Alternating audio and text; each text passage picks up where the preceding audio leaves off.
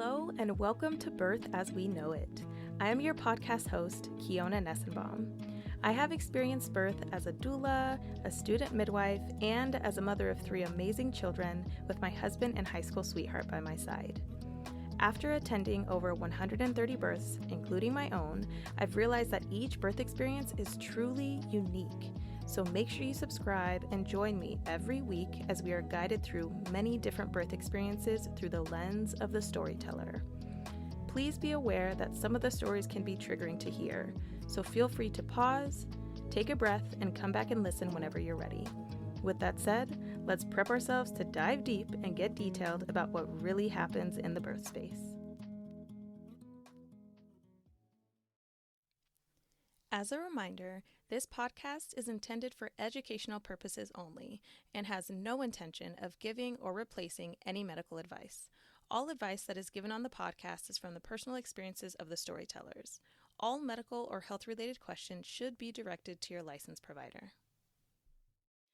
Hello, everybody, and welcome back to the Birth as We Know It podcast. Today, I am super excited to be interviewing my personal chiropractor and now friend. Her name is Kendra Buchholz. Yeah? Kendra Buchholz? Yes, you got it. Okay. And she is the owner of Inner Urban Chiropractic, and she's been in practice for quite some time. She sees everybody university of all ages, but she has developed a focus over the years on serving people throughout their pregnancy, immediate postpartum, as well as seeing children. So it's really, really great. She's amazing. Adjustments are fantastic. So Kendra, welcome to the podcast. Thank you. Thank you so much for having me. I'm happy to be here. Yeah, of course. Let's start off by you telling us a little bit about yourself. So who's in your family and who's in your family? I have been married for 8.5 years to my wonderful husband, best friend, Joey. He's amazing. Nothing in my life would be possible right now without him. So we're kind of each other's rock. We have 2.5-year-old boy-girl twins named Mora and Wren, who were born on our anniversary. So our little family shares one big day every year, which is really, really fun. And as you mentioned, yes, I'm a chiropractor. I have been in practice for coming up on 13 years already. That is amazing. I love that they were actually born on your anniversary. I think that's so fun. I know, it's so fun. I've had a lot of people be like, "Oh, did you have like a scheduled C-section and you picked that day?" And I'm like, "Nope, the universe said that was the day," and it's actually really fun. Now that we could just have one big celebration, we'll try to plan a trip or do something fun every year to kind of celebrate the big day for all of us. Yeah, I think that's super awesome. That's so awesome. Thanks.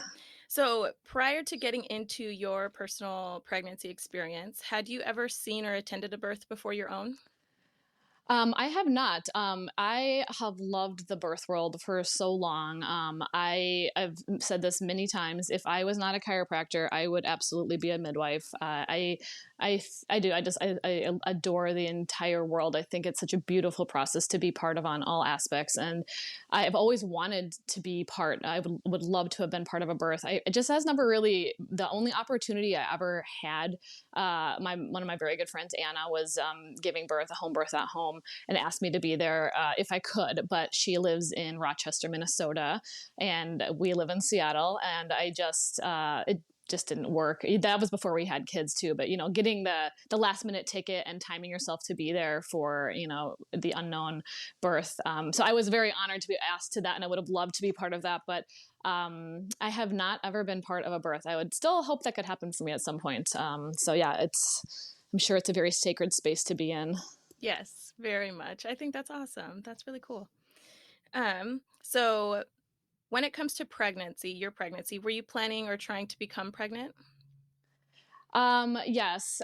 So I can't really get too much into the twin pregnancy without kind of touching on some background stories. So yeah, Joey and I celebrated our 5-year anniversary.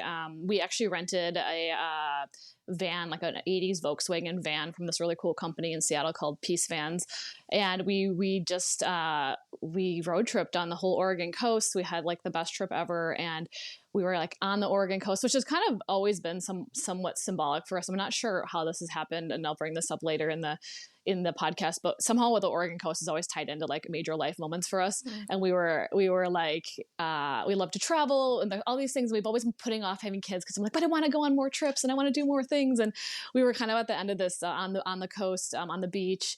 And it was just one of those moments. And I was like, I feel like, I think I'm ready. Like we should, let's have a family. And so we kind of had this like huge like moment, and we decided to start trying. And I mean, it like happened immediately, which was, I guess I was kind of thinking it would. Maybe that's why I wanted to wait so long. So we got pregnant like right away, and I was so excited. And we ended up actually having a trip back to the Midwest. We're both from Wisconsin, and most of our families are still there. So we had a trip back to see my family, and I was only 4 weeks. And, you know, my family, we're all really, really close. It's impossible to keep any news from them. So we told them like right away that weekend, and everyone was so excited and everything was going great. And then I woke up on the day I turned 7 weeks to a bunch of cramping and some bleeding. And, you know, I did a lot of research thinking like, okay, maybe this is just like some implantation bleeding, or, you know, there can be other reasons. And it seemed just not right though. So I had, I don't remember if I'd even had my first appointment. I think I might have had my first appointment with Puget Sound Birth Center, which is who I was planning on going through.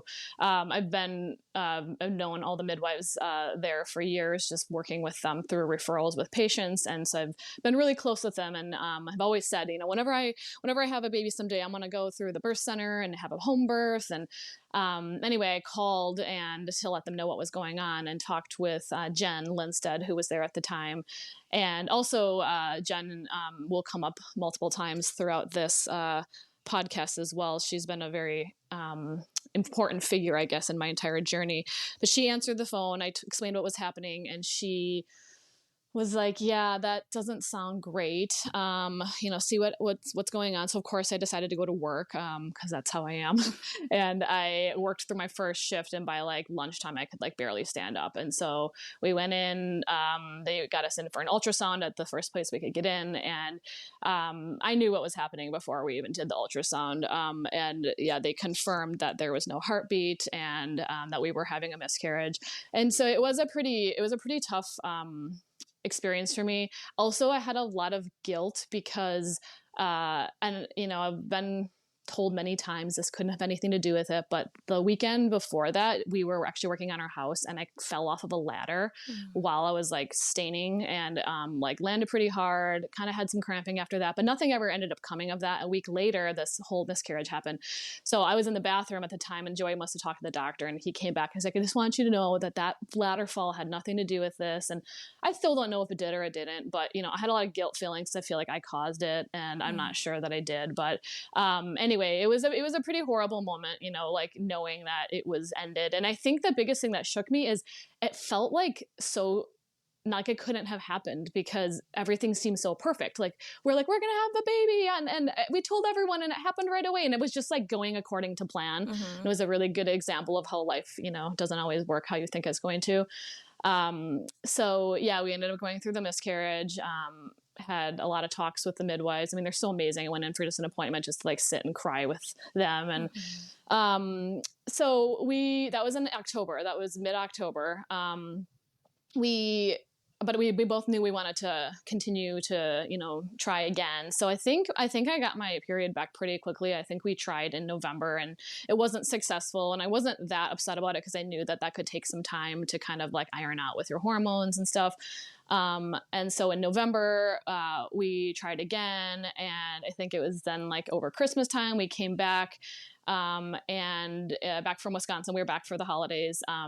And shortly after that into January, I was expecting my period, and I remember it was a Tuesday, and it was starting, and I was just really disappointed again, because I was like, oh, it happened so quickly the first time, and now it just felt like it wasn't. And I remember it was a Tuesday because my sister-in-law, Izzy, my brother lived in California. He's like my best friend, and his wife Izzy, they were also trying to get pregnant for the first time. They're very close to us. They're like our best friends. And so we were talking quite a bit, and they were having a little bit of trouble also getting pregnant. And so I remember calling her to tell her, oh, I'm getting my period. I guess it's not, you know, going to happen this month. And then, it was just kind of a slow start to it, to the cycle. So the week went on, I went to work, everything. And Joey and I had actually planned a little getaway. I think it was for MLK weekend in January, down to the Oregon coast again. We rented a little place in Manzanita. And we were coming through Astoria, and I think I had brought some wine. And then all of a sudden it just kind of dawned on me. I was like, wait, I thought I was getting my period, and it never ended up happening, but sometimes it can take a few days to actually start. So I think I hadn't really thought about it, but for some reason I was like, I feel like we should stop and get a pregnancy test. So we stopped at the Walgreens in Astoria or Warrenton, Oregon. I picked up a pregnancy test, and then we drove to our Airbnb, and I was like, well, I don't want to take this tonight because, I don't want to have any emotion either way. I just want to get a good night's sleep and we can look at it in the morning. But the entire, my entire excitement level was just much different than it was the first time. Mm-hmm. And so, I just went in the bathroom and took it myself instead of us staring at the stick together and counting down the seconds, because I was sure it was going to be negative. And it was super obviously 2 lines. And I was like, oh my gosh, I was actually very shocked. I was not expecting it to be positive. So we were in Oregon again when we found out we were pregnant. And we were both excited, but very guarded. I definitely did not let my excitement permeate my whole, soul too much. I kept it shelled kind of. Mm-hmm. But the first symptom I had was severe SI pain. My right leg, I could barely lift it. It was just super bad. And I know as a chiropractor that oftentimes the first trimester people will have really bad sciatica or really bad low back stuff. And it's not even, you're not even showing yet, but just the flux of hormones hitting your body right away. So I was okay, well, obviously I'm having a symptom. I had no other symptoms. The first time either. I've never had any morning sickness. I really had 0 symptoms besides the SI pain. And it would have only been about 4 weeks at that point too, very early. I guess just the first missed period. So yeah, I guess back to kind of your original question, we were definitely planning on getting pregnant, but just, I guess the second time it just felt different, not quite what we envisioned. And I made an appointment pretty quickly with the midwives again. And then again, about 7 weeks or so we decided not to tell our families right away. I've never really understood the whole don't tell anyone until after 12 weeks kind of thing, because if you do go through a loss and you haven't told anyone, then you really have no one to share it with. So we weren't necessarily not telling anyone because of that, but I just think I wasn't ready to say it out loud to anyone else. I don't know, a weird jinxing thing or something. I just had, of course, a lot of anxieties surrounding that. And so right around 7 weeks again, I started spotting, and I was happening again. And, but I didn't reach out to the midwives because I was just going to let it kind of progress and see. And I already knew what it was going to happen. If it was going to happen, then I would have reached out to them to confirm. But it wasn't really progressing more than just light spotting. So I was just I'm just going to keep an eye on this.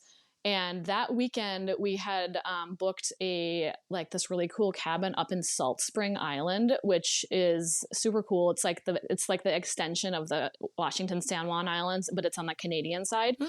And it's really beautiful. I'd highly recommend it if you've never been up there. But I was I don't know if we should go up there, because what if I'm having a miscarriage?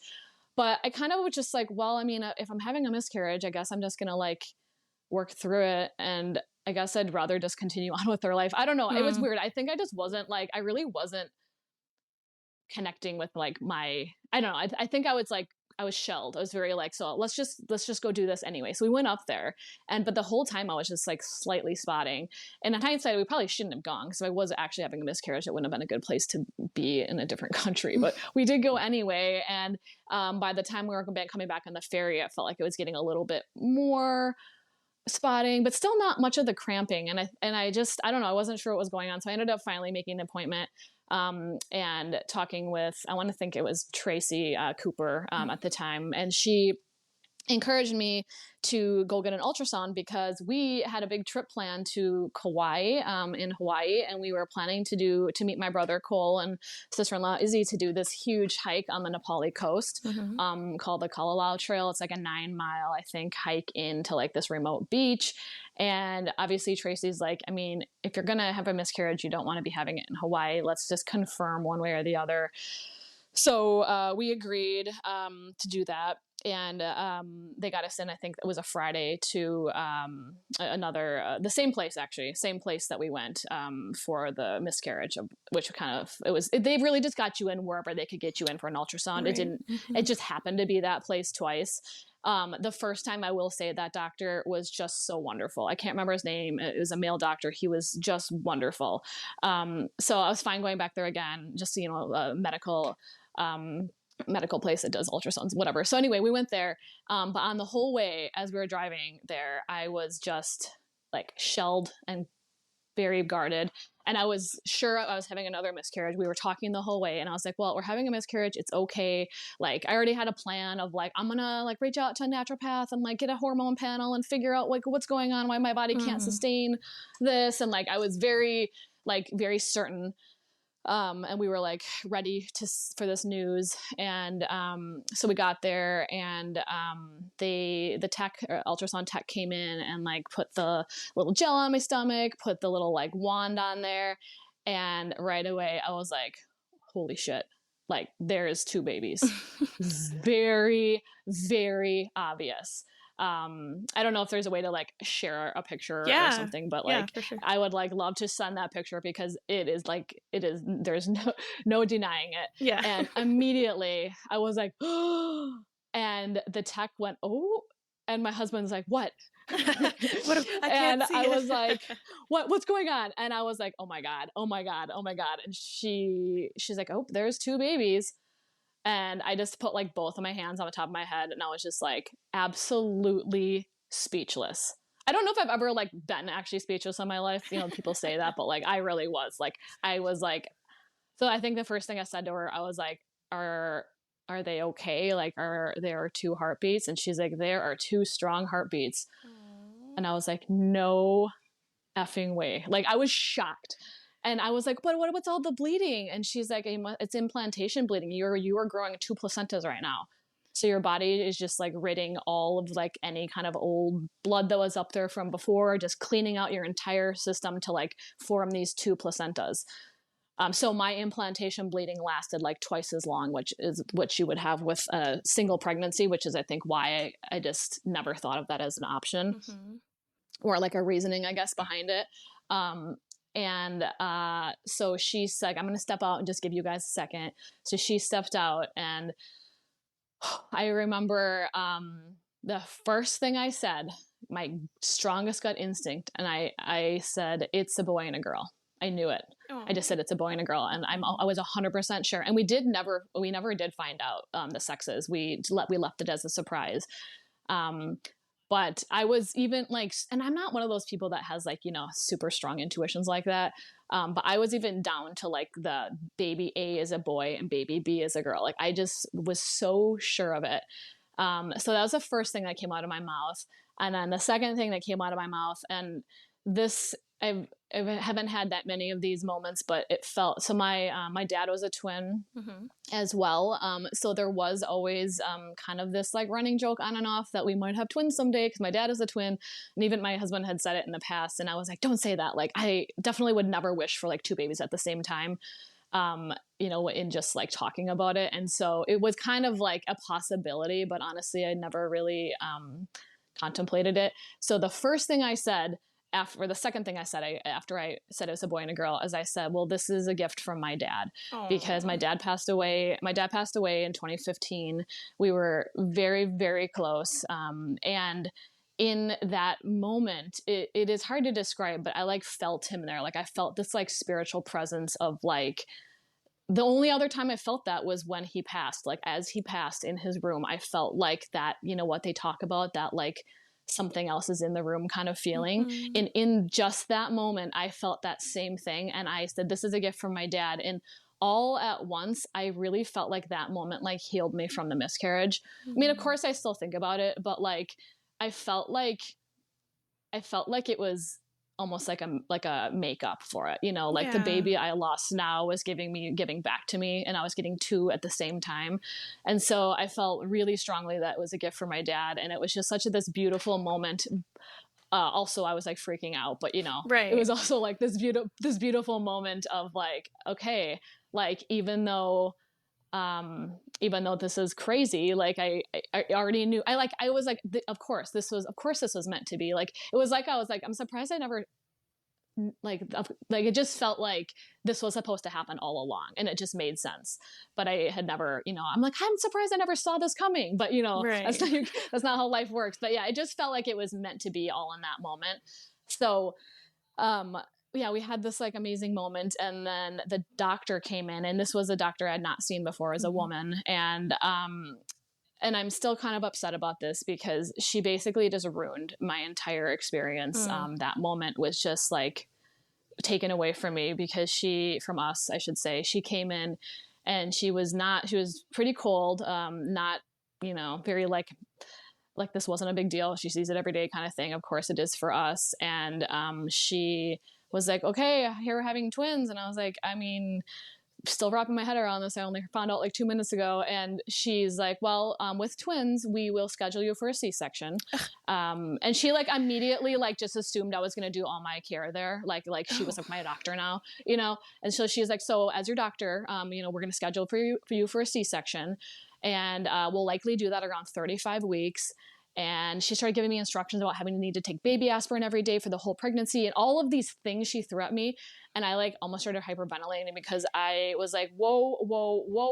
Like hold on a second. I never even said I was going to go here for my care. And secondly, like it was a very quick realization from what I had planned, which was a single birth in a water tub overlooking the Puget Sound at our house in this peaceful, beautiful home birth. That's what I thought it was going to look like, to being told I was going to have a C-section at 35 weeks. Yeah, complete opposite of your expectation. Complete opposite. Yeah, and I was just like heartbroken because she definitely like steamrolled me and didn't even barely let me talk and basically told me that's what was going to happen.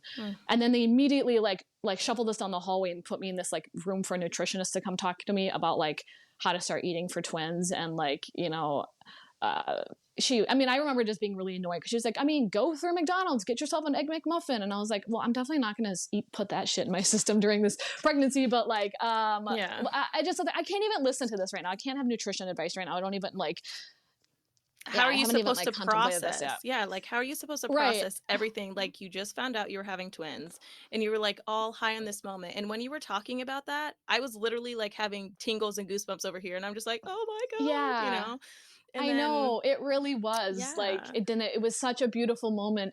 And then just to be like turned like that, I'm still like in hindsight, I think once I've processed all that, I was like, that is just, yeah, it was just too bad. Really, but anyway, on my way home that night, on our way home, we were like driving and I was just like in shock and mostly like, I mean, of course I was processing that like we're having two babies, but my mind immediately then was like caught up in this whole, like, I gotta figure out like how to do this. Like, I'm not going to have a C-section. But like, I wasn't sure. Like, honestly, I never looked into it before. Like, is it possible to have a vaginal birth? Or do you have to have a C-section? Like, I didn't know anything. Right.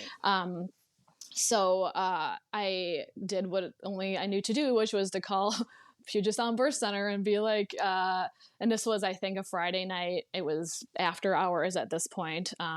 And Jen answered again. And I was like, oh, thank God. Because she talked me through the miscarriage on the phone and checked in with me afterwards. So it just was fitting that she answered the phone. And I like, you know, was like probably talking a million miles a minute, being like, Jen, oh my God, blah, blah, blah. Like, we're having twins. And like, they say I have to have a C-section. And, you know, she did inform me that unfortunately I was not going to be a candidate for a birth working with Puget Sound Birth Center because they don't do twin births, just because they're, you know, considered to be more high risk. And so I was kind of heartbroken and crushed because this entire time for years I had just planned like working with this group of women that's amazing and I already know. And now I'm like on having to find a doctor at a hospital. And But yeah, Jen kind of helped me. She wrote that day, she said, you should look into Allie Lewis. She is a medical doctor, an OB she works at UW Northwest, and she is the head of midwifery program at UW. So I had her name, but I was told, though, it is an option to do a home birth for twins if you want to do that. There are a few people that will do that. Mm-hmm. So that was kind of on my radar for a little while. And I did have a really good heart-to-heart with Val, who was the owner of Puget Sound Birth Center at the time, just like the most lovely woman you've ever met and very full of wisdom. Mm-hmm. And she was like, sweetheart, I really don't think it's a good idea to have a home birth with twins. And coming from like the owner of a birth center, who has been at many, many, many births, I was like, okay. I took that word to gold. I was like, I trust you 100%.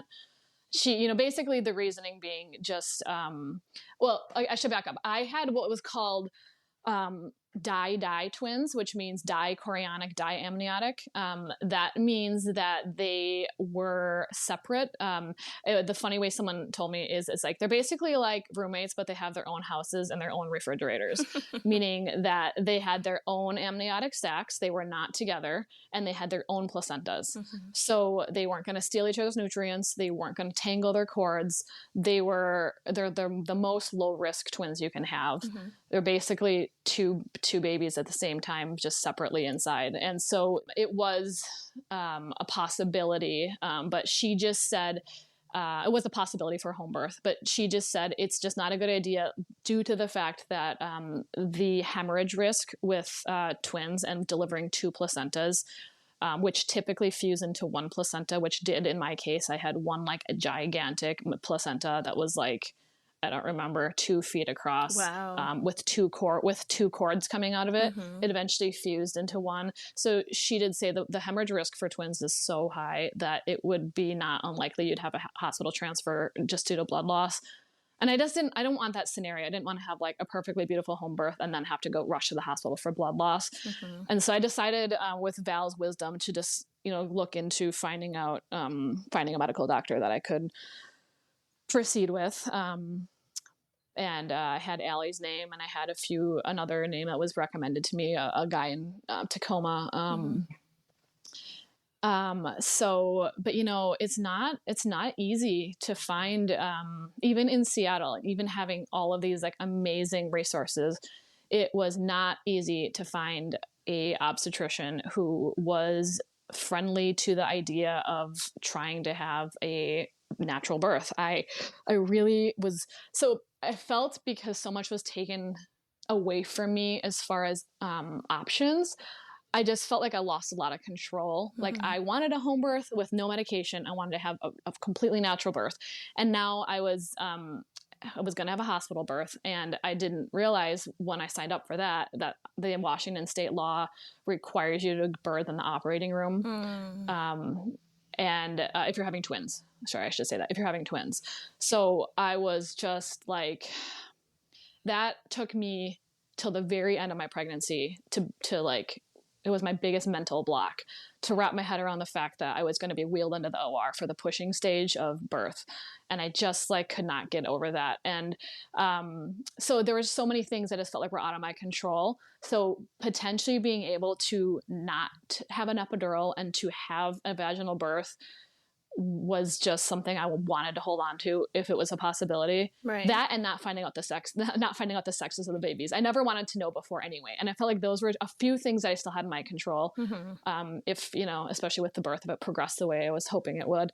So I was really adamant about that. And I mean, I remember even like asking on like the Seattle Moms Facebook group or something about like, does anyone know any providers that might be open to, I think I said like a unmedicated natural twin birth. And I did have, had some support. I had a lot of people named Allie Lewis, and then her partner, Anna Pengetti, I think her name is, up there as well, were also named as like resources. But I had a lot of people just be like, oh, honey, haha, good luck with that. Like, you're never going to be able to like, so it was really like, I know, it was so rude. Like a lot of people would be like, yeah, you think you're going to do that until you're in the moment. And you'll be like begging for the epidural. And I was really just like, disappointed, but also kind of maybe more, I guess, I just wanted to do it even more after that. Right. To prove people wrong. Yes, like, this is possible. To prove people wrong. Yeah.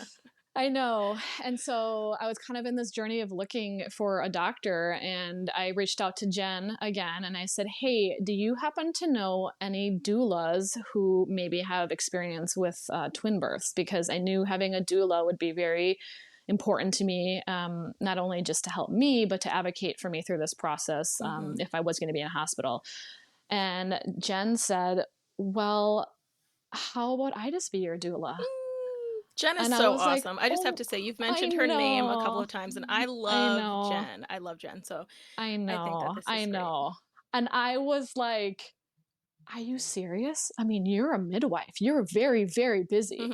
And you're going to want to be my doula. I said, and I remember just being like, it's okay. You don't have to. She's like, I would love to. It would be an honor to be at your twin birth. And I was like, well, it would be an honor to have my doula be an experienced midwife. Right. And I felt very confident that I was going to have her by my side to help me out, kind of navigate through the hospital setting.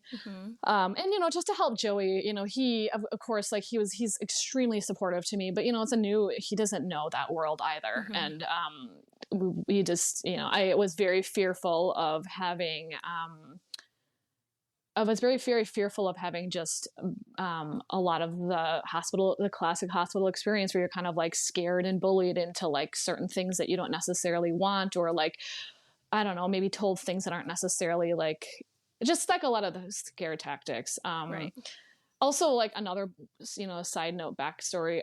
When I was 11, I had a major, very large ovarian cyst that actually torqued and like cut off the blood supply to my ovary, and I ended up having, like, I almost died. I went in for like an emergency appendectomy like 4 days after they'd misdiagnosed it as a gastrointestinal virus, and I ended up having an emergency surgery to remove my left ovary, which was apparently almost gone septic through my body at that point. And so I only have one ovary. I've only had one ovary since I've been 11.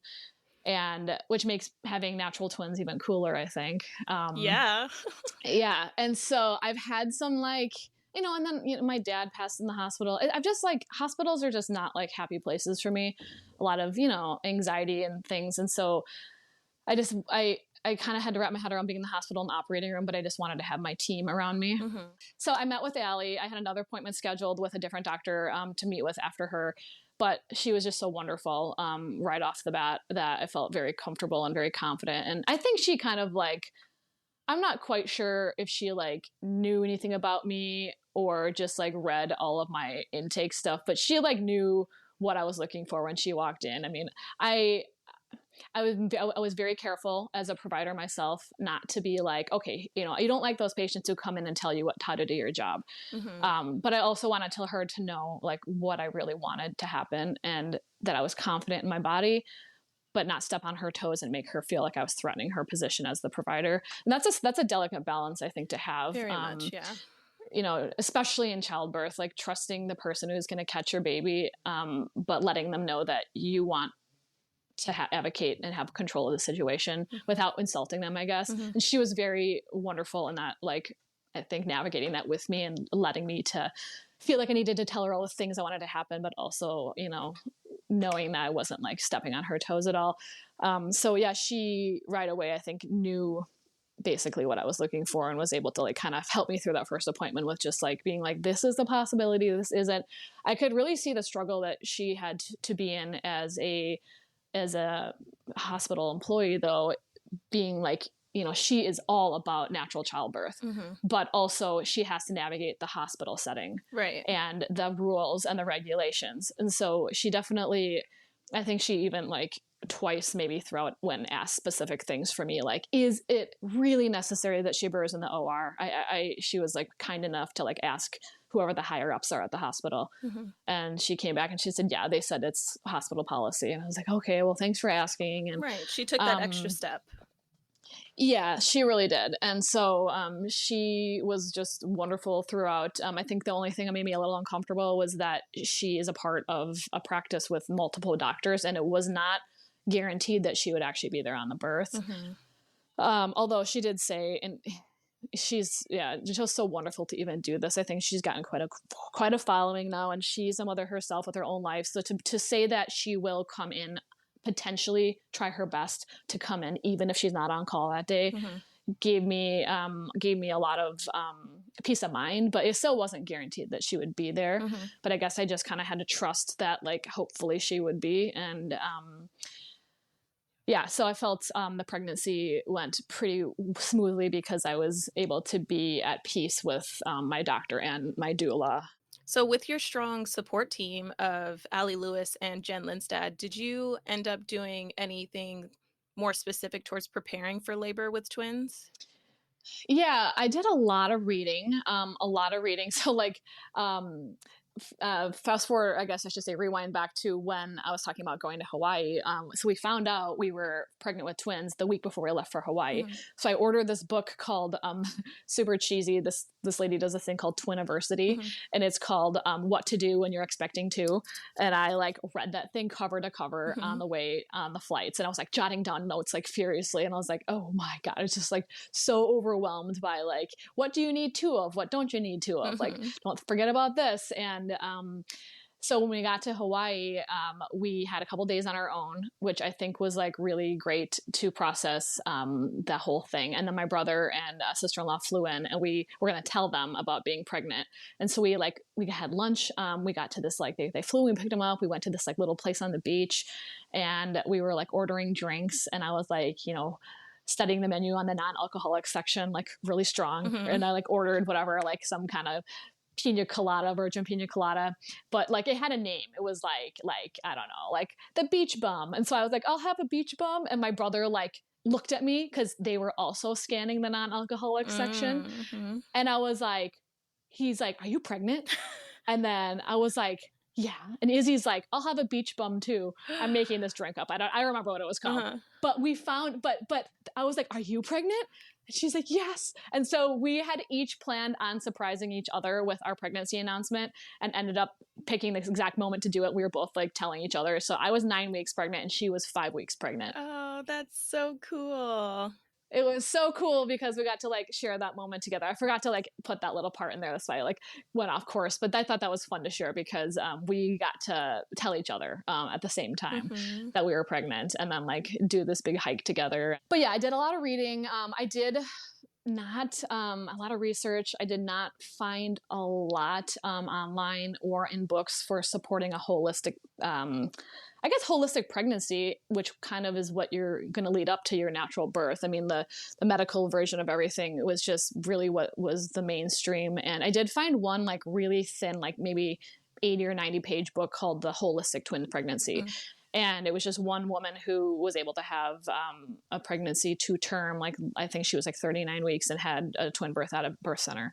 And I like read that thing cover to cover a few times because it was like the only like shred of like anything I could find that was like, okay, so someone else did this, I can do this.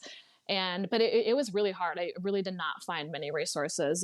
A few things online here and there, but really not much. Most of it was either C-sections or just horror stories about how things didn't go quite as planned. So I just tried to find any shred of research I could to kind of support me. And I really just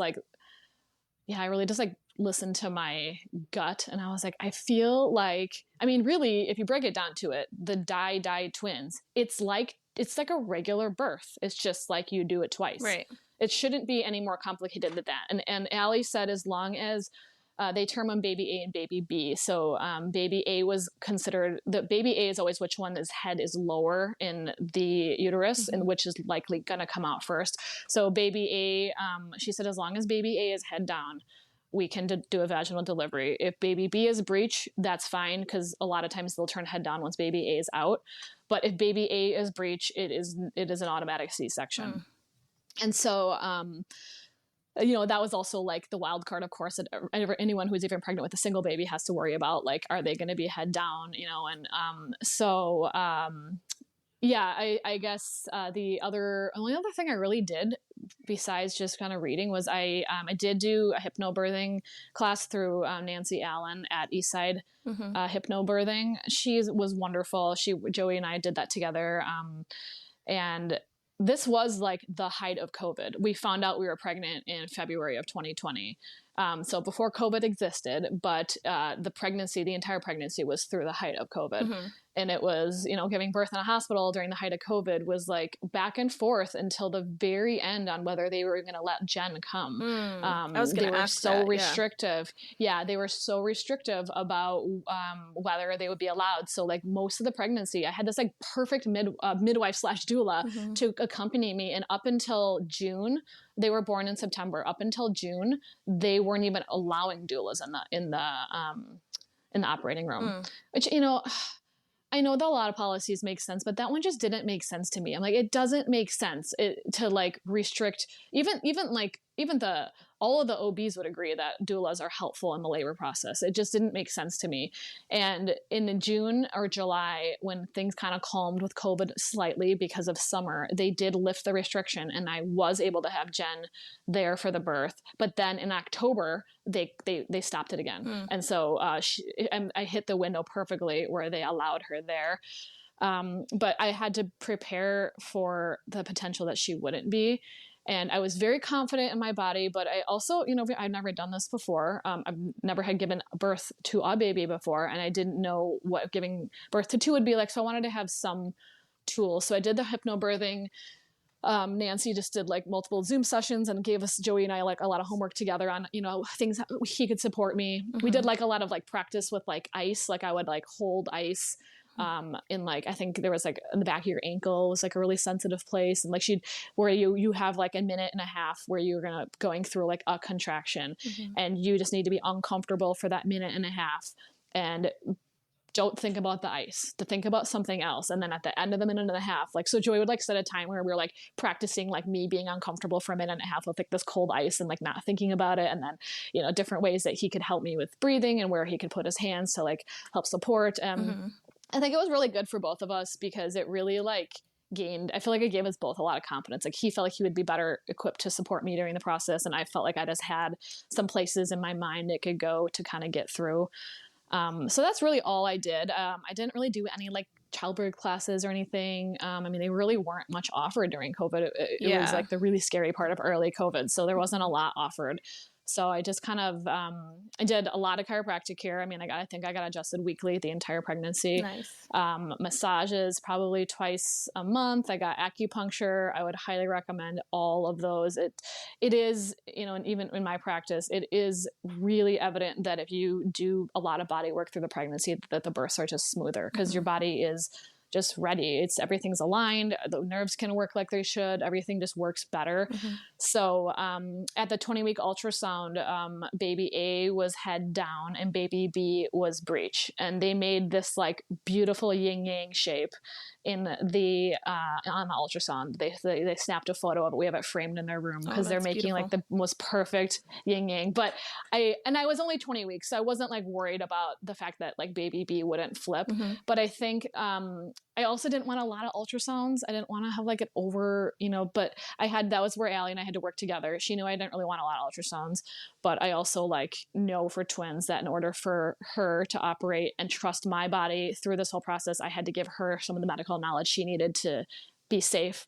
So we did a 28-week ultrasound and baby B was head down. So from somewhere in between 20 and 28 weeks, she flipped and they both stayed head down the entire time. Nice. Till then, to the end, which I think really helped me be comfortable. I see a lot of women when the babies are breached, they're just so much more uncomfortable because it's not how they're supposed to be laying. And it's so much harder for your body to hold a breech baby than when the baby's head down. And so having them both head down, I was still pretty big, but it wasn't like super obvious that you'd be like, oh, she's definitely having twins. I just looked like uber pregnant, but I didn't. I didn't look like as big as I thought I was going to be. And I really think that's just because they were like pretty aerodynamically streamlined in there the way they were supposed to be. Yeah. They were sharing space fairly. Yeah, they were. Yeah. But I would say, the reading and then the hypnobirthing and just my own like body care is what I did the most of. A lot of, just resting and stretching and drinking a lot of spinach shakes and trying Nice. to figure out how to get like over 100 grams of protein a day, which is what they require for twins, was like my biggest struggle. Cause I mean, I like meat and like, but you can only eat so much meat and Right. so many nuts. Right. So like I did a lot of dairy, full fat dairy. Like I ate so much cereal. I just like had some massive cereal craving. Yeah. So I just like ate cereal with like whole milk the whole time just to get like fat and protein and, Nice. you know, in addition to all the other stuff. But Yeah. Man, yeah. I can't even imagine trying to get 100 grams of protein in every day. It was a lot. I had like an app and I was like, my God, this is so hard. Yeah, and then you're like, this is only 19 grams of protein. Oh my God. I know, right? Yeah. I also like ate a lot of Perfect bars, which are like these peanut butter protein bars. Mhm. But one of my biggest pregnancy symptoms, I never had morning sickness the whole time. I felt amazing, actually. I wasn't even that tired. I felt good. I just had severe heartburn, Oh, like gosh. the worst. And those peanut butter protein bars, I don't know what it was about the peanut butter, but it would like instantly kick in my heartburn. It was just maybe too thick. I'm not sure. But like the apple cider vinegar, I would put apple cider vinegar and like a little bit of water and take a shot of it like before bed. Mhm. And if I didn't do that, I would wake up with like flaring heartburn. So I think I drank like 2.5 bottles of apple cider vinegar during my pregnancy. That's a just lot to of like apple keep the cider heartburn at bay. It was a That's lot. It was a lot. And then like the minute they were born, I never had it again. Oh. But that was like my biggest symptom, as well as like I had a lot of hand numbness after 30 weeks, which I was not anticipating because I really thought being well adjusted would help my hands to be less numb. But I think it was all down to the amount of pressure and swelling I had going on.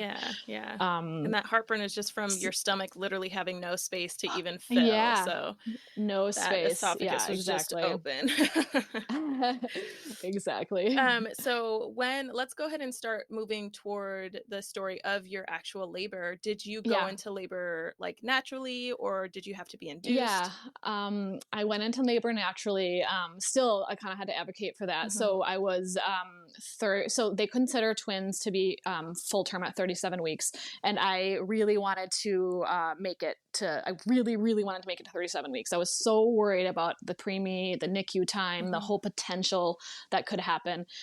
So I actually wanted 38 weeks. I was just, I'm going to put a number in my head and that's what I'm going to get. And that was just kind of like a universal, I'm putting this out to the universe. They're going to be in there till they're 38 weeks. I figured, you know, the longer the better, but I know that beyond that it can be tough. Full term is considered 37 weeks. So it was already great that I made it there. My 38-week appointment, I went in and my blood pressure was a teensy bit high, like 132 over 85. It wasn't even high, but they wanted to do a non-stress test. And so they sent me over. By the time I did that, my blood pressure was back to normal. I mean, it was like end of August and I like had to haul all the way in from like the parking garage and then up these stairs and then sit down on a table and get my blood pressure taken. I was like 38 weeks with twins. So it was like, I felt like it was understandable that it was a few points high, but they like freaked out and wanted to start doing all these tests. And it was slightly high. And so by the time they did the test again, it came back to normal. They did blood work. The blood work was taking a really long time to come back for some reason. And so they're like, the doctor came in. I'd never met this doctor. She was just a different one on call. And she was like, well, your blood pressure's good, but I think we should induce you. Let's have a baby today. Babies today. And I was like, wait, what? Yeah. And she's like, I mean, you're 38 weeks, so you're beyond term, and there's really no medical reason for you to continue the pregnancy at this point. And I was like, whoa, well, I feel like my body's not ready yet because I'm not in labor yet. And she's like, well, yeah, but it only at this point is more risk if you continue to stay pregnant. And so I was just like, I don't like that. You're not even my doctor. So and if it was really, really a big deal, like they would have like made me stay. But she's like, well, you can go if you want, but this is what I'm recommending. So we were like almost home already. And we live in Burien and we had to drive up to UW Northwest. So like North Seattle. So we were like almost back to Burien and the same doctor called me and she's like, okay, your blood work came back. You need to turn around and come back. Your platelets are slightly low. We need to induce you. And I was like, okay, well, what does that mean? And she's like, well, it basically means that you can't get an epidural if your platelets drop too low because of the bleeding risk. And I was like, well, I don't want an epidural anyway. And it was just kind of this like really not great conversation. I ended up like saying I did not want to get induced. I called Jen when I got home and like, I was like, am I being dumb? Like, should I get induced? Like, I just want to make sure I'm not being like not safe. And she's like, no, I think you're doing everything right. Allie called me and agreed that I could stay pregnant as long as I promised to come in every day for non-stress tests to check my blood pressure and check my platelet levels. I was like, okay, fair. Yes, I can do that. So I went up there every day, and it was like so stressful because I would like get in there, same thing, like waddle all the way down the hallway, like lay on this table. And then like, they'd be like, okay, let's take your blood pressure. I'm like, just give me 5 minutes. I need to like calm down. Allie was on call and she came in. My blood pressure was also fine. Platelets were actually up a little bit. So she was happy with the numbers, and she said, well, let's do a check. hadn't been checked at all to see, where I was at. She did a check and she was like, wow, you are almost 5 centimeters dilated already. And I was like, wow. What? I had no idea. I was like, what? And she's like, I'm not doing any more poking around up there. Cause she's like, I'm about to break your water if I like do any more. She's like, that baby's head is right there. And I was like, okay. So I think with that, she was like, I'm confident letting you continue to just do this on your own, cause I think it's going to happen soon. But if you're still pregnant on Monday, which was ironically Labor Day, I want to, I'm on call on Monday, she said, so let's break your water. Cause she's like, it's not really like inducing you. It's just kind of getting the show on the road. And I was like, okay, I feel okay with that. Cause it's like a natural way of getting things rolling and you're going to be guaranteed to be there. So we went home and we just kind of tried to go through our regular weekend. I was really just still kind of like not happy about like so I had like an appointment at 7 a.m. or something at the hospital on Monday. And I was like, I just thought this would happen on its own, not like a scheduled thing. And so I tried everything to get myself to go into labor, like everything I could think of. I tried to get in for acupuncture. At that point though, my back was like really hurting. And I was the first time I like finally let myself say that like I was kind of over being pregnant. I really didn't want to say that. I wanted to be I wanted to enjoy every second of my pregnancy. And I really did. I really, really felt pretty good and I enjoyed every minute. But at 38 weeks, 3 days at that point, I was like, okay, I'm done. My back hurts. Plus I just wanted this to happen on its own because I didn't want to be induced. And that was Saturday, and I went to bed Saturday night, nothing. Sunday morning, I got up at like 4:15 to go to the bathroom, and I was walking to the bathroom and I like just started what I thought was peeing because I had literally like no bladder control at that point. There's so much baby and placenta and amniotic fluid. So I'm like running to the bathroom and I was like, oh my God, I'm peeing. And I like ran to the bathroom and I was like sitting on the toilet peeing. And then was just like sitting there and was like still peeing. And I was like in a minute and I was still peeing. And I was like, oh my God, I'm not peeing anymore. Like, but there's still liquid coming out. And I was like, oh my, and it took me like a second. I was like, wow, okay, this is happening. My water broke. And I just had a moment there with myself, but I was like, no one knows this yet. I'm going to have like this 1 minute of sitting here and like, kind of like prep. Okay. I was like, okay, like this is happening. So I actually put like a little like pad on to like catch it. I went back into bed and it was our anniversary. And I woke Joey up and I said, happy anniversary. My water just broke. And he was like, what? And so like, I expected to have some time at home. I was thinking like, first baby, I'm going to like labor at home for a while. But that was not the case. I was like getting like hard contractions like already. And I was like, well, I'm going to quick jump in the shower. I don't know. I've heard you say that in your previous podcast. I don't know why we all think we need to take a shower or something like right when like things get going. But I jumped in the shower and I was like doubling over in the shower. I was like, okay, this is actually, so I called Jen and I was like, we're going to go to the hospital. Like this is happening fast. I decided to like quick eat a bowl of Cheerios before I left. Cause I was like, I need to have something in my system, and I was like on this cereal kick. And the last minute I just grabbed this like empty compost bag, just in case, cause I was starting to feel a little nauseous. And so we started driving to the hospital. This is so weird to me. I called like UW Northwest, like Women's Health Center. And I said, hi, my water broke. I'm on my way in. And the lady was like, well, there's no doctor here. So what? And I was like, huh? Like, and I looked at my phone. I was like, did I just call like the childbirth center at the hospital? And she's like, yeah. I was like, there's no doctor here. We'll have to call someone to come in. I was like, are you kidding me? I mean, it's a Sunday, but seriously, like, aren't you guys like open and staffed 24/7? So that was like kind of concerning, which is like, well, we'll call somebody. And anyway, I was like texting people, my water broke and like we were on our way. And then by the time we got on to like 99 and we're heading north, I was like, my eyes were closed. I was like fully like this was not able to be ignored anymore. It was really intense. And we were pulling into like the hospital, like where you have to put the ticket in for the gate to open. And I just started like puking. So luckily I had that bag because we just bought a new vehicle like 2 months before that. And so like that compost bag like saved our car. And Joey like pulled up and I was like, there's no way I could even walk. So they like wheeled me down the hallway and I was just like vomiting because it was just like really intense, like contractions right away. So they got me into a room and the lady she could not get my IV in. It was probably almost one of the worst experiences of the birth, was just like getting that IV in my hand. It was so painful. And, you know, it was one of those things. I'm like, do I even need an IV? Like, really? But they, you know, of course, were like, well, if we need to put a medication. And so I was like, whatever, I'm not going to fight you. But I was trying to balance on the ball, like all these things I thought I was going to want to be on the ball, to be in the birth tub. I was so uncomfortable on the ball. The tub, I wanted nothing to do with the tub. I mean, it's just like a hard, like, it's not like, you know, it's a big hard bathtub. And I was like, there's no way I'm getting in that right now. All I wanted to do was just lay in the fetal position on my side in bed. Like, because, you know, if you have really bad cramps, you just kind of want to like curl up into a ball. So they let me do that for the most part, but eventually they had to kind of make me move to like continue the progression, although everything was progressing pretty quickly. But they came in, this doctor came in, I've never met her before. I don't even know who it was, to be honest. And she was clearly scared. Like she's one of the staff, but she did not have, I don't think, a lot of twin experience. And she was very nervous. You could like palpably feel how nervous she was. And she was very like skittish and medicalized about everything. And right away one of my wishes was to not have an internal fetal monitor, where basically it's like quite barbaric. They like go up in there and screw in a monitor into the baby's skull to monitor them. And she wanted to do that. And I was like, I don't want that done. Like, I don't think it's necessary. There's no reason.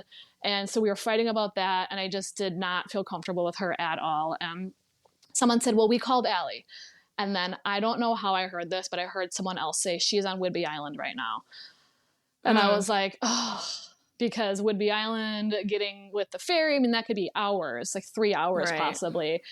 And I was like, I'm not going to make it. Like, I'm not going to be able to hold this back. So I was like, just laying, you know, through these contractions. I could not, all of my hypnobirthing stuff slightly went out the window. Really, all I wanted to do was just be in my own, like my eyes closed during the contractions and like holding Joey's hand. I had to have his hand, and I just wanted to like go into my own space. I was not a loud birther. I don't even think I made a noise. I just like, it was very, I mean, I wasn't sure what I was going to do, but I just was on my side, squeezing his hand and just breathing. And I don't know where I went. I just went into this place. It was very dark, kind of by myself. It was actually kind of scary. I felt like I was like alone in the woods a little bit with no one to help me. And then I would come out of each one of those contractions and be like, okay, I'm back. Like, but it was weird. I went into some dark, alone place. Joey does reflect on that being actually really scary for him, because he was trying to offer me like Gatorade or water or something like that. And he's like, which one do you want? And I would tell him like, oh, I want the water, or I want the like juice mix thing. And at one point he asked me and I like didn't respond. And he said, Jen was like, Joey, she's not capable of making that decision anymore. And he was like, oh my God, because, you know, like as partners, you're always together through emotional events. And I was just like unresponsive to him during contractions. Like I was not there. And I think he felt a little bit scared and alone, even though he had Jen there, which he trusted. But I really like did kind of just go through that in my own space. And I don't even know time. My water broke at 4:15. I think we got to the hospital by 7:30. I don't even know what time this was, but all of a sudden I heard Allie's voice and I opened my eyes and I was like, oh, she's here. And of course, like being a nice Midwest girl, I was like, the first thing I said was like, I'm so sorry for making you come all this way, like apologizing to her. Yeah. And she's like, no, it's okay. I was like, I ruined your vacation. And she's like, no. She's like, let's get you checked. And she's like, you are 10 centimeters. Let's do this. And I was like, oh my God. Like, and so I got this huge like breath of like fresh air under my wings. That's like, okay, I can do this. My doctor's here. And so they wheeled me to the operating room, which was my big hang up. But Jen came through again for me and she rephrased it in my mind to say, she's like, I promise you, Kendra, when you're in that moment and you're about to push out those big, beautiful babies, you're not going to care where you are. I promise. You're going to be so focused on the moment.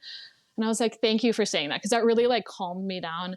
And in hindsight, the operating room was wonderful because they turned all the lights off for me and there was no windows. And I really liked that because I kind of think like going back to like primal birth of like, you know, animals and like the cave, you want to be, I think the birthing mother often like craves like a dark, quiet space away from everybody. That room I was in was full of windows, which was nice, but it was so bright. And when they wheeled me to the OR and they turned all the lights off, it was like I was in this like really dark, peaceful place. And then I had Joey put a whole twin playlist together for me. And it was all meditation music. And they had the meditation music playing and it was dark and there was like 8 women. There was another midwife that was there. And then that doctor who wanted to induce me was also there. And my doctor and Jen and like this huge like nurse staff, it was like this really amazing group of like powerful women all around me. And then the male anesthesiologist who definitely felt super uncomfortable. I think he might've gotten scolded because he was trying to like put a bunch of like monitors on me. And I think someone was like, what are you doing? Get off of her. She's fine. Like, we got it. She doesn't even need anesthesia. And so he just like, he had to stay though in case. So he just like stood against the back wall with his arms folded. Like this whole like group of women is around me. And same thing when you've interviewed, I've listened to all your other interviews and people always seem to like have a strong recollection of how long they pushed for. I have no idea. I don't know. It was like time didn't exist for me.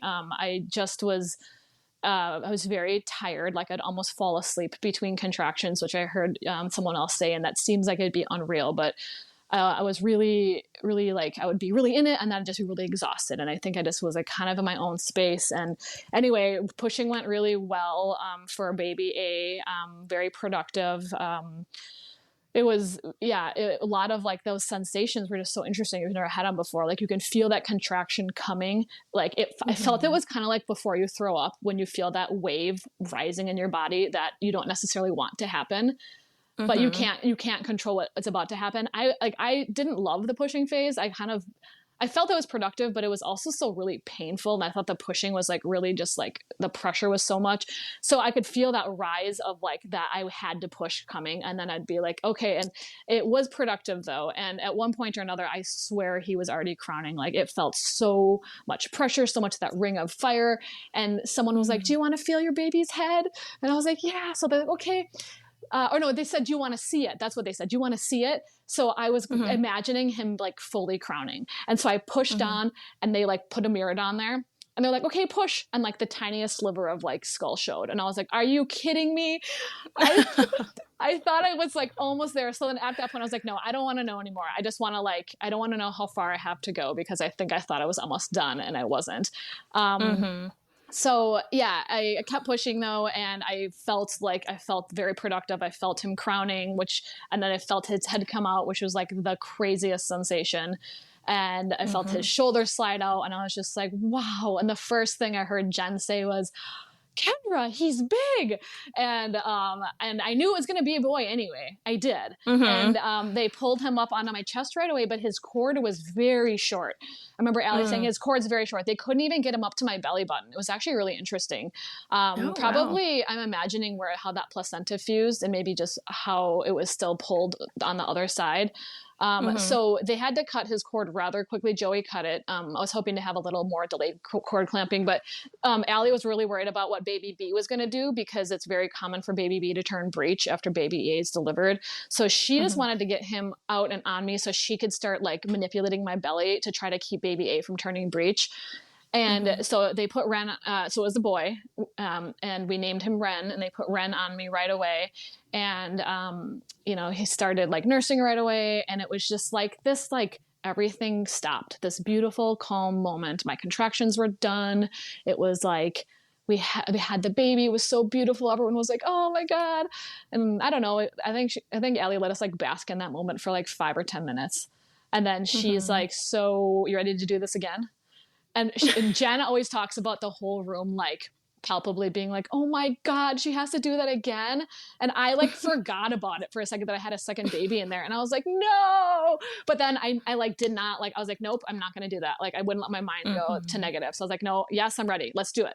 And so she's like, well, I can break your water if you want, because my water did not break with her, which is so crazy. Or we can wait, but it might be a while. So I was like, no, let's just do this. So she broke my water. That was crazy. The gush of like fluid everywhere on the table, which feels much different than it like slowly trickling out like the first one. And instantly all those contractions came back. And I was like, oh my God, like I was just right back in it again, like full force labor again. And not like, back to back. A lot of people think that twins are often born like 2 minutes apart, which they are if they're in the same amniotic sac. But I just had a full mother labor to do, like from scratch. I mean, I was already dilated at least, but like I had to like fully do it again. And pushing was not productive with her. It just didn't feel the same. They got me on my knees, and I didn't like that. I thought I was going to like that, but it did not feel comfortable. I did not feel like I was making any progress. It felt really hard. It just felt harder. Like it wasn't doing anything. With each push with Wren, I felt like I could feel him coming down. And for her, it just felt like nothing was happening. And so Allie checked me and she's like, well, she flipped posterior. So essentially she was like sunny side up or staring up at the ceiling and not face down. And so this is where Allie's like true expertise comes in, and where I think I would have gotten in a much different situation if the other doctor had stayed. She said, we can continue on this way, but she's like, it's going to probably be hours of hard labor to get her out. She said, or if you're comfortable with it, I feel comfortable reaching in and flipping her over.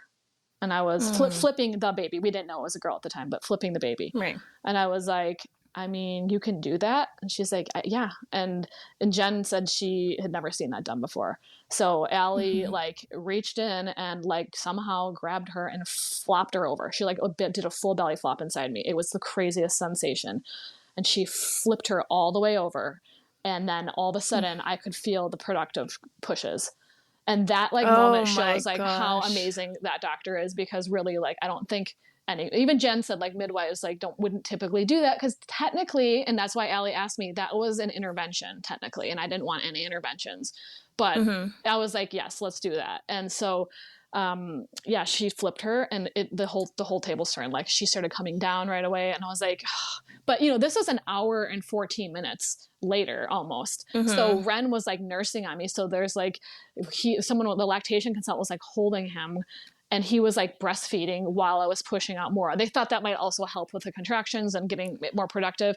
So Jen actually was filming, which we found out later that she wasn't supposed to do. So I'm really happy we didn't know that, because it's very special to me that I have both births completely filmed. Again, like a hospital policy, but like I'm so thankful. And there's a really amazing picture of me like fully pushing with like all of like my facial expressions. Mora's crowning and I'm like breastfeeding Wren like in the picture. I mean, I don't even know I'm breastfeeding him. Like he's nursing, but someone's holding him on me. But like it's such a like raw and amazing and beautiful picture. And so I got both births on film. Mora came out, and I knew it was a girl before anything, because I heard Allie say, "Mom was right." And it's funny how you're so in tune to those little like voices around you. I remember people's voices specifically. And so I knew it was a girl before Joey even saw, because I heard Allie say that. And they put her on me. Her cord was not short, so she was able to like be a little bit longer before they cut the cord. Joey cut the cord for her too. And it was like, it was just amazing. And they were both on my chest and both like huge. Wren was 6 pounds, 4 ounces, and Mora was 6 pounds, 15 ounces, which is like really big for two babies. And I only weigh 135 pounds and I'm like 5'6", so I'm not that big. So they were both like, she was an ounce under 7 pounds and he was almost 6.5. My gosh. I have like goosebumps like all over. Oh my gosh. I'm just like, like my hand is on my chest and I'm just like, oh my gosh. Yeah, it was like, and then someone said to the whole like group of women, did you know it was their anniversary today?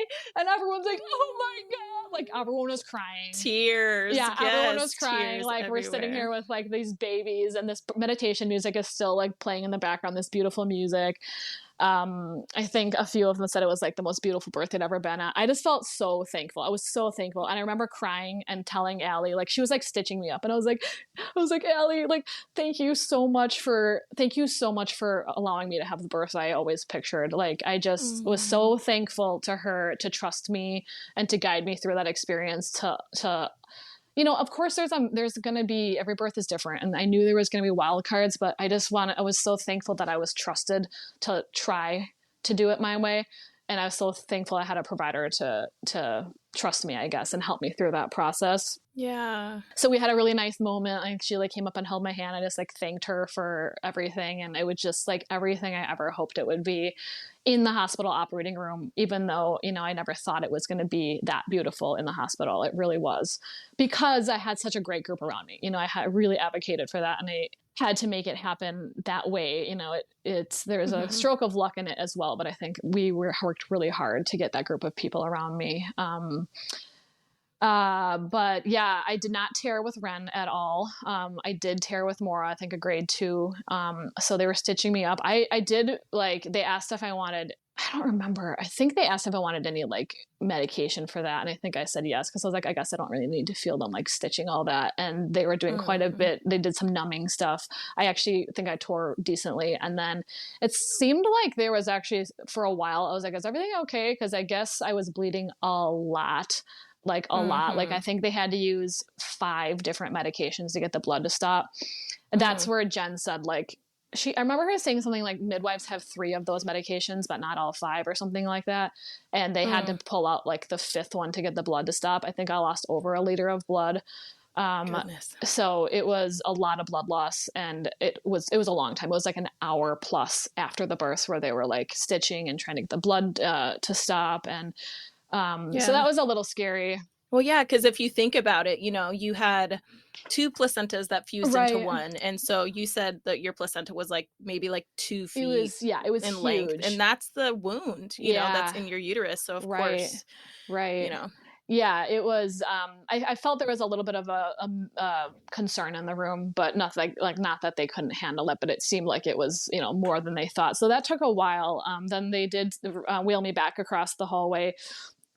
Jen's so cool because she's I like to do a placenta tour. I remember her calling it, and she wanted to show me my placenta and talk over it with me so I could see it. And I thought that was so cool because it's just such an amazing organ that literally sustains, you grow and sustains your babies. And I don't think anyone ever takes a second to look at it. So she showed me the entire thing and how healthy it still was, which is one thing a lot of people will say, with twin births, the placenta apparently you can say it starts to disintegrate towards the end or something like that. I'm not exactly sure, but mine was super healthy, 2 huge cords coming out of it. So she went over that with me, and that was really special, I think, to be able to see the other piece of the, the organ, I guess, that made that all possible. Yeah, that's so awesome. Yeah, they were healthy. They were able to breastfeed right away. So, I mean, that was my other big thing besides the natural vaginal birth. I didn't have any medication and any drugs the entire time. And I really, I wanted to do that so that they could come out healthy and ready to nurse. And they both latched right away, and I was able to nurse them right away. I had some help with the lactation consultants. There was a really wonderful woman there. I think her name was Kelsey, that helped a lot. And she was really great. And just the whole staff there was really wonderful. I felt really blessed to have such a good care team there. And just kind of in shock. I think it took me until a couple days later to realize how thankful I was for everything. I think in the moment you're just oh my gosh, so much to process.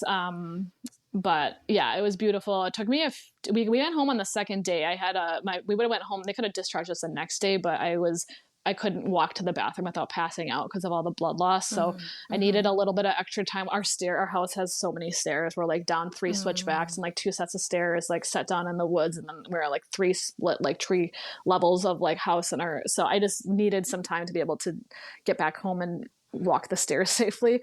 But we went home on the second. I think we went home on Tuesday. They were born on Sunday. We went home on Tuesday morning. So how was your general recovery? It was really pretty good. We didn't have anyone come. My mom and stepdad came when the babies were 10 days old. So Joey and I had the first 10 days, just us, which I think was good to figure it out. But I mean, 0 people over for 10 days figuring out how to take care of 2 infants. It was scary and exciting and all those things, but my recovery was really good. I did have my placenta encapsulated by Michelle. I can't remember her last name. Oh my gosh, you probably got so many capsules. Yeah, like this, like 2 bottles, right? And so I did Yeah. do that. I mean, I would like to say that I think that probably helped to support me. I read this book called The Fourth Trimester. And I got a lot of information on that. On like, I made a bunch of stuff ahead of time, like teas and different like bars of like energy bars and protein bars and things with a lot of fat in it. So I did a lot of research on like what I could do. I did like some sitz baths to kind of help heal. So I think it was pretty good, actually. I would say it went really well. That's beautiful. Yeah. That is so, so awesome. Yeah. Oh my gosh, I'm so happy. I'm just happy. I'm just really happy right now. Thank you. Everything. Yeah, your story is so beautiful. And like you said, twin births in particular, they could take so many turns and could end up completely different. But I am so happy to hear that you advocated so strongly for yourself throughout your pregnancy, and you had people on your team that were supporting you as well. Yeah. And I think that if there's any takeaway for anyone listening to this, like that's just what I want. Why I really wanted to share this is I just want people to know that that's a possibility. Even, Allie said a lot of the staff that was there, like watching the birth, were like, wow, like this is possible. Even that doctor who wanted to induce me said she like learned a lot. So I think it was a really like educational experience for everyone there. And, I am fully aware that not every twin pregnancy is able to have a birth like mine. Like there's complications, but I do think if you have a low risk twin pregnancy and it's something you want to do, I do really think it's possible. And I'm just glad to be able to share that and empower anyone who wants to do something like that for themselves. Oh, that's so awesome. And so I guess that leads me to like my 3 like kind of final questions for the interview is, what would be the one piece of advice that you would give to like pregnant families, like especially pregnant with multiple babies? Yeah. I would just say, trust your gut, trust your instinct. I mean, from the very beginning, I really listened to myself, and if something didn't feel right, or something did feel right, I pursued it, or I really tried to listen to myself. So listen to what you want, listen to your gut. I would say do your research, find a team that works for you. You've said that before too, like surround yourself by the people that make you feel safe and that support you. And just know that your body can do it. I mean, as people always say, women have been doing this for many, many, many years, and twin births were like no big deal until not that long ago, to be honest. My dad was a twin, and my grandma's sister is still alive. She's like 95 or 6. And I called her when I found out I was pregnant with twins, and I asked her if she remembered anything about my dad's birth. And she said, no, but all I remember is your grandma went to the hospital to have 1 baby and came home with 2, and nobody knew that she was even pregnant with twins. And it wasn't even that big of a deal. It was just like, oh, there's another baby in there. And so I just think that as many medical advances as we've had that are, amazing and life-saving, I think sometimes it makes a really simple, beautiful process kind of scary. And I think, advocating for yourself, trusting yourself, trusting your babies, and doing your research would be my biggest advice. And taking care of yourself. I mean, getting adjusted, go find a good chiropractor, find a good massage therapist, find a good acupuncturist, like take care of your body pre and post, because postpartum is no joke either. And I always say that to my patients. I think postpartum is harder on your body than pregnancy. It's just overnight, you're not pregnant anymore. Your whole like core collapses. You're not sleeping. You're constantly holding a baby. It is hard. And so take care and find the time for yourself. We are all about the newborn when they come, of course, but like I think women often neglect their bodies afterwards because they're so busy taking care of the baby. And just take care of yourself, find some good body workers to help you, and it'll help you be a much, I guess just feel better, have more energy, have less pain, sleep better, all the things that make you a better mom. Right. Yeah. Yeah, I would also attest to that. I mean, like, because I saw you throughout my pregnancy and immediately postpartum, and I still see you regularly. And it really has made a big difference. And now I'm more aware of my body and being able to be like, oh man, like I do think I need to get an adjustment. Yeah. And that's something that I never really paid attention to before, because like if I had like a twinge or like a sharp pain or like achiness, I was like, oh, my body, I'm just tired. But like it's more noticeable. Yeah, absolutely. And I've had so many people tell me it's made their births faster. When they've had chiropractic care throughout their pregnancy, the births are much faster. And then just taking care of yourself postpartum. I mean, even like your emotional state's affected by how you're feeling. So if you can get an adjustment, feel better, feel less pain, sleep better, your whole postpartum blues can be better. We see a lot of babies too. I mean, and birth is tough on a baby too. So I did a lot of adjustments on the twins when they were little, and that's definitely something that I think is really a very important time to have babies checked too. So yeah, just that would be another big thing I would say, is just take care of your body. Yeah, I 100% agree with that. I even took Katana in to see you once, and she did fine. Yeah, she did great. So the next question is, I already have a small list of resources, like from listening to your story, but is there any one particular resource you would share outside of Inner Urban Chiropractic to the listeners? Gosh, I mean, I think all of the things that, as I mentioned, but I would probably just have to plug Allie Lewis again. I mean, nothing would have been possible without her. And that's just a big resource, I think, because she's an obstetrician in the hospital world. And I know that there are amazing, everyone who's been on your podcast so far is either a midwife or within that midwifery world. So I know there's already like a plethora of wonderful resources there, but there aren't that many medical doctors in the area that are, I guess, as well versed in a holistic and natural birth as her. So I would probably have to just plug her and thank her again for the experience. Yeah, for sure. I would be happy to do that. I will plug her for sure too. And then I know that this is going to be an interesting question to answer, but if you had to explain your experience, like both of your pregnancy experiences down to like where you're at now in one word, what would that word be? I would probably have to say transformative. It's really like, it really is. I remember reading about how birth is like the sacred passageway that a woman goes through to become a mother, and how, and I remember just thinking like, yeah, that has never been said like that before, but it is the one experience that really truly turns you into a different person within a day. I mean, slowly you're already transforming throughout the pregnancy.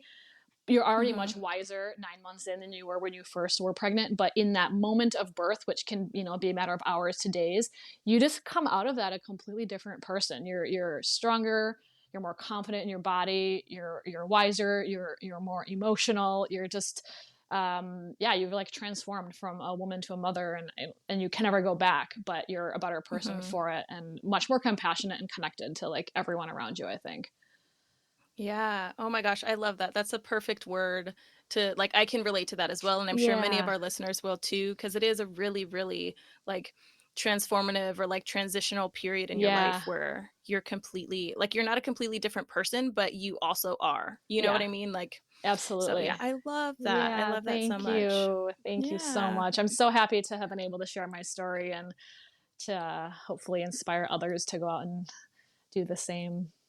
Yeah, I am so honored. So Kendra, thank you so much for coming on the podcast. Like, you are our first twin birth experience, and I'm excited for listeners to hear this. And, and I'm excited that you were able to share your story, and like just to be able to project so much joy and all the joy you felt, and like everything, like the struggles, the happiness, like everything. And like I was literally like in tears over here, like just like trying to like stop my face from pouring down listening to your story, because it is so amazing. And thank you. I love it so much. And I do too. I'm really honored to be able to share it on your podcast and help you, grow, but also just, very thankful that you gave me a space to share that.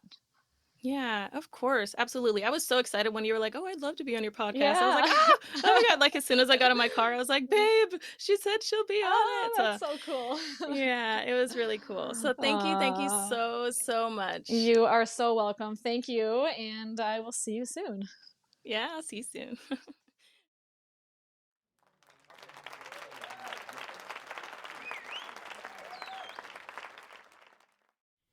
I just have to say, interviewing Kendra brought me so much joy, because I felt the love and passion that she had for her birth experience throughout her story. And I think that her story of a vaginal twin birth is not a very common one, and I'm so happy and honored to be able to share it on this podcast. Post-recording with Kendra, we also talked about her special meaning and feelings around the number 6, because it was Kendra and her husband Joey's 6th anniversary, and the babies were born on September 6th. And Both of them were 6 pounds or more, so it was really exciting for her to have that connection with the number 6. Next week, tune in to hear 3 amazing birth experiences from a previous doula client of mine. Her name is Lauren Locke, and she talks about a hospital birth and 2 birth center births and how that was different for her. So tune in next week to hear more about that.